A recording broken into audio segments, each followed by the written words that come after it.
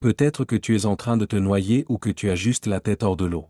Et en ce qui me concerne, il m'est déjà arrivé d'avoir la tête hors de l'eau, et d'ailleurs, il n'aurait pas fallu grand-chose dans ces moments pour que je coule. Mais gloire soit rendue à Dieu de ce qu'il m'a tendu la main en me permettant de connaître son Fils Jésus-Christ. En effet, la miséricorde de Dieu s'est manifestée à mon égard en ce que Dieu m'a permis de croire dans le Fils, qui a été envoyé par Dieu pour devenir l'agneau qui ôte le péché du monde. Il est, en effet, l'offrande qui nous réconcilie avec Dieu notre Père. Parce que son sacrifice permet d'effacer nos transgressions.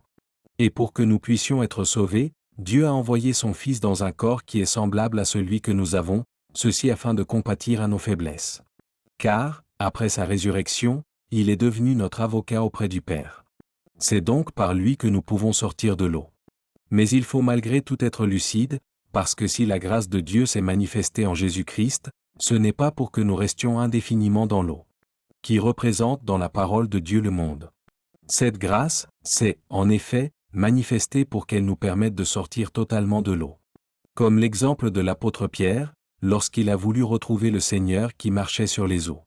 Nous savons, en effet, qu'au moment où il a détourné son regard de Jésus-Christ pour regarder au flot qui s'agitait autour de lui, sa foi a commencé à chanceler, jusqu'à l'emmener à couler. Mais nous voyons que le Seigneur l'a rattrapé par la main pour l'aider à sortir de l'eau, qui représente, comme je l'ai déjà souligné, le monde. En fait, cela signifie que l'œuvre qui a été accomplie par Jésus-Christ à la croix et qui lui a permis de devenir Seigneur de tout avait pour but de nous aider à sortir du monde. Et non pour être avec nous si nous demeurons dans le monde.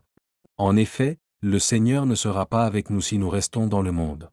Est-ce que cela signifie que nous ne péchons plus? Non, pas du tout, mais nous ne trouvons plus notre plaisir dans le monde. Et il faut surtout comprendre que le Seigneur ne peut pas s'associer avec le péché. C'est pour cette raison que l'Évangile nous demande de ne pas attrister le Saint-Esprit qui demeure en nous. Et s'il est vrai que Dieu aime le pécheur, par contre, il n'aime pas celui qui lui résiste, en voulant se complaire dans les choses du monde. Parce qu'il faut faire attention à ne pas pécher contre le Saint-Esprit jusqu'à ne plus avoir part au pardon. Comme il a dit à la femme adultère, « Je te pardonne, mais ne pêche plus, donc, ne demeure pas dans ce péché. » Car n'oublions pas que Dieu résiste aux orgueilleux, mais qu'il accorde sa grâce aux humbles, qui sont ceux qui se repentent et qui ont la foi dans le sacrifice de Jésus-Christ pour les changer. Donc, si quelqu'un ne veut pas changer, le Seigneur va bien sûr attendre, et cela, jusqu'à ce qu'il manifeste de la foi pour sortir de l'eau.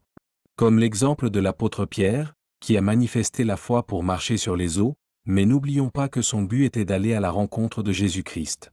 Et tant que nous plaçons notre confiance en lui, il sera toujours là pour nous tendre la main et nous sortir de l'eau. Pour moi, il est clair que si je veux rester hors de l'eau, je dois tenir la main de Jésus-Christ qui est parole faite chair. Et cela signifie que je dois m'identifier aux enseignements de Jésus-Christ et de ses apôtres. Parce que le Saint-Esprit rend témoignage à la parole.